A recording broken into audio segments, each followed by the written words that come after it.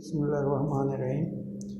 This is lecture 10 of soil science, and in this lecture we will study soil biological properties or the soil biology, and we will focus on the macro and micro plants and animals that take part in soil weathering process.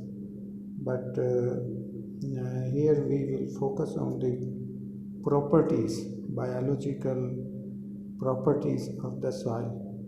So the picture given here, you can observe that different kind of animals, both macro and micro, and also the plants can be seen here, which in one or the other way doing their activities and disturbing the soil, manipulating the soil in some fruitful way. And this is the population of animals and plants inside the soil or on the surface of the soil.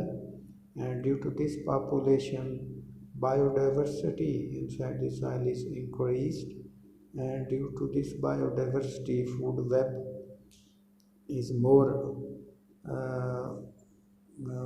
successful, and food web channels are increased in numbers. Means the food produced by one kind of organisms is used by the other kind of, and most of these macro and micro plants and animals, they take part in the decomposition of organic matter which is produced from the death of the plants and animals. So the dead bodies of plants and animals are decomposed and becomes the part of the soil, and this decomposition process is triggered and carried by these macro and micro animals. So the big dead bodies of plants and animals is broken down by macro animals, and then it is further disintegrated into smaller particles by the micro flora and fauna. So we will study one by one. So the biological properties of soil, or the soil biology, refers to the living organisms found in the soil. So this includes both micro and macro plants and animals, and these plants and animals form a web and are connected and form a network, like they take part in the decomposition of the organic materials. For example, in our solar system, we receive the sunlight, we receive these radiations from this sun in the form of the light and also in the form of the heat energy, and that light and heat energy is used by plants in the process of photosynthesis and respiration and transpiration. So as a result of these metabolic processes, plant growth happens and they build their body, and once they completed their growth, uh, they are harvested or they are dead, and the dead bodies of these plants, both in terms of the root parts and the stem leaves, these are further decomposed, and this material, the waste material from these plants is spread or incorporated into the soil, are present on the surface of the soil in the form of the waste, residue, and metabolites from the plants and animals, and microbes are excreted and mixed. And on these materials, many organisms work on that. There is a bacteria that work on that. Then there is fungi, mycorrhizal fungi are saprophytic fungi. They work on the plant material, dead plant material. And also there are the nematodes. They also feed on the plant materials. So bacteria, fungi and nematodes, they work on that. Then there is a protozoa, amoeba, flagellates and ciliates. These feed on the this bacteria. And then there are nematodes, fungi and bacterial. These are the feeders, and they feed on these bacteria, nematodes. Then arthropods also feed on the fungi and the nematodes. These are the arthropods, are the insect-like organisms, part of the kingdom Animalia. And then the nematodes also feed on the protozoa, flagella, amoeba, like that. And then arthropods, which are the predators, they eat on the arthropods, which are the shredders. And these arthropods, nematodes, these are fed by the birds and animals, the big animals. So this is the food chain that is established uh, on the surface of the soil or inside the surface of the soil. So macro and micro, both animals are involved in the process of the decomposition or in the process of the food supply. So let's start from first the portion of the plants, and we will discuss the micro plants, like some bacterial uh, which are acted as a microorganisms, microplants, single-celled soil plant microorganisms, some bacteria, and some of which are responsible for organic matter decomposition. In organic matter decomposition, there is a great role of bacteria, and these bacteria are also responsible for nitrogen fixation uh, that take place on the roots of the plants. So, plants provide the substrate for these bacteria to to do their activities on the surface of the plants, on the roots of the plants. So, root nodules of the leguminous plants have the bacteria rhizobia, where this nitrogen fixation take place. So every gram of soil contains at least 1 million of these micro plants or the bacteria inside. So the next is the fungi. Fungi has the characteristics associated with the plant kingdom Palanti. So they decompose the carbon compounds inside the soil and also improve the organic matter accumulation after their death, and retain the nutrients in the soil, and also bind the soil particles together. So the humus particles and the soil particles, they combine together to create a favorable condition for moisture absorption and increase the water holding capacity of the soil. Then the food for the rest of the food web, it is also provided by the fungi. Fungi also compete with plant pathogens and prevent or they protect the plants from the dangerous disease causing agents. So the next is the actinomycetes.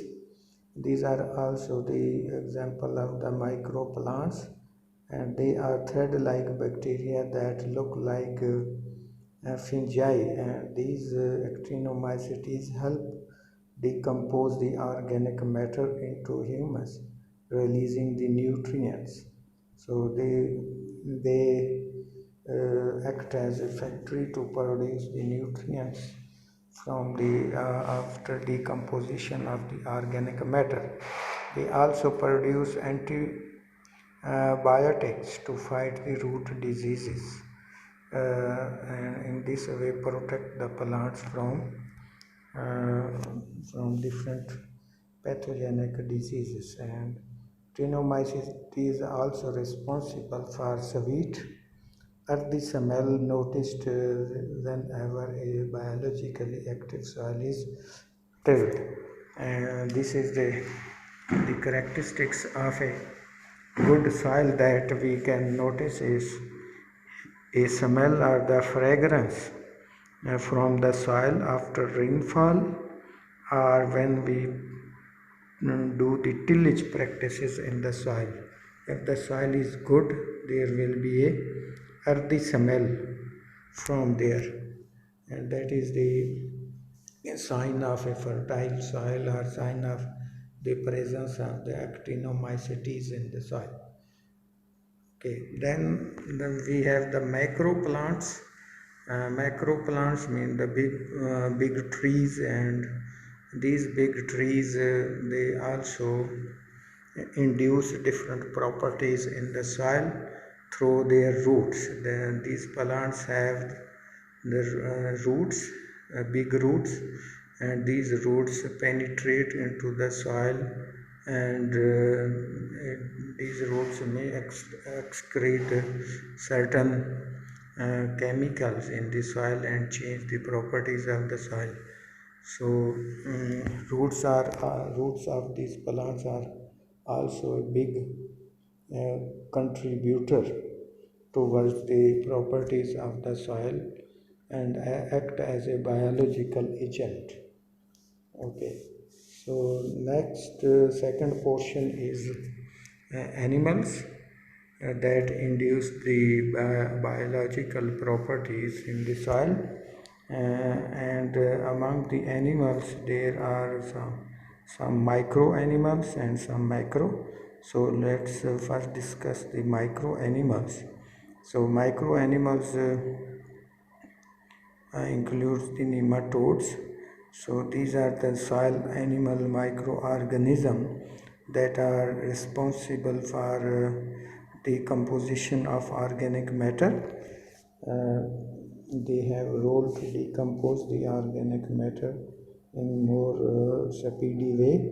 They also take part in the consumption of the other microorganisms. They also eat the disease causing agents, and they also do the parasitism on the roots of certain higher plants. So during the parasitism they eat on the plants and spend their life for a longer period. So they sometimes they are dangerous, sometimes they are favorable, sometimes they are unfavorable for the growth of different plants in the soil. So then we have the micro animal like the protozoa. They are also part of the soil and they live in the soil, and they act as a source of food for other micro animals. So now the macro animals includes the earthworm.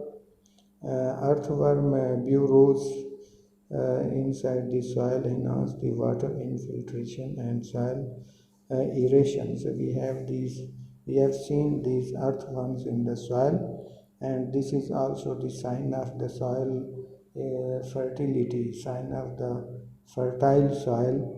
If these earthworms are present somewhere, we can guess that this soil is good for agriculture. This animal specifically increase the aeration of the soil because this burrow through the soil and eat the soil and excrete the soil and make the soil more fertile and also take part in the decomposition of the organic matter.